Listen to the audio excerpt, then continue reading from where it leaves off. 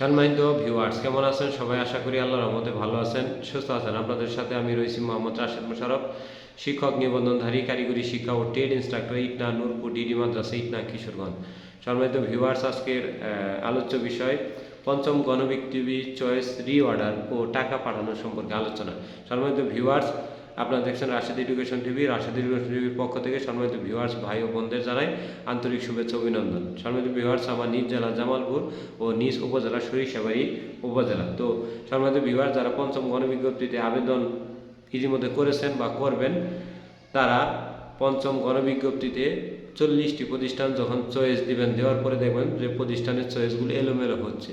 এলোমেলো হলে এটা আপনার ভুল নয়, এটা সফটওয়্যারে এরকম হয়। আমরা যখন আবেদন করেছি চতুর্থ গণবিজ্ঞপ্তিতে তখন এমন হয়েছিল।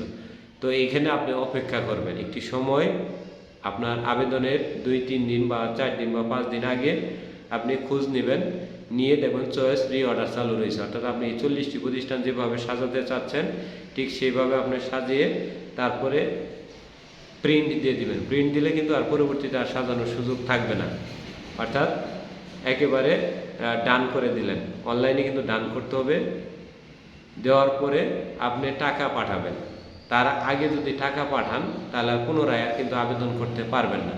তাই চয়েস রিঅর্ডার যাদের এসে পড়েছে, তারা উল্টা পাল্টা এসেছে, তারা অপেক্ষা করুন, করে তারা চয়েস রিঅর্ডারের জন্য অপেক্ষা করেন। মানে প্রথমে আবেদনে এলোমেলো রয়েছে, তারা চয়েস রিঅর্ডার পর্যন্ত অপেক্ষা করে একটু অপেক্ষা করেন। তাহলে কম্পিউটার দোকানদারে বলবেন যে চয়েস রিঅর্ডার চালু হলে আমাকে জানাইতে।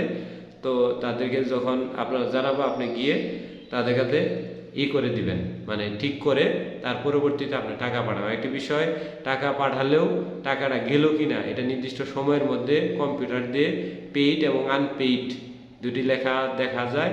তো পেইড এবং আনপেইড হলো কি না এই বিষয়টি আপনারা দেখে নেবেন কম্পিউটারের মাধ্যমে। আমাকে বলছে হয়েছে, আপনি দেখলেন। টাকা না পাঠালে কিন্তু আপনার আবেদন বাতিল হবে, সারা জীবনের জন্য কান্নার সৃষ্টি হবে। অন্য কাউকে দিয়ে আপনি নিজে আবেদন করবেন না। আবেদন করার সময় আপনার যত ব্যস্ততায় থাকুন না কেন, দরকার বলে রাত্রে 10টার সময় আবেদন করবেন।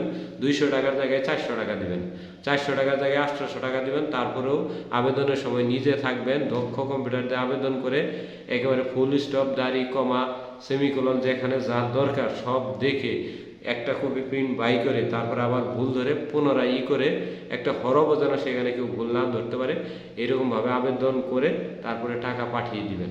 তার আগে যেন কেউ টাকা না পাঠান এবং সম্পূর্ণভাবে একজন দক্ষ লোক ছাড়া কখনো মোবাইলে যেন আবেদন না করেন। অনেকে পণ্ডিত রয়েছে, মোবাইলে আবেদন করার সুপরামর্শ দেয়।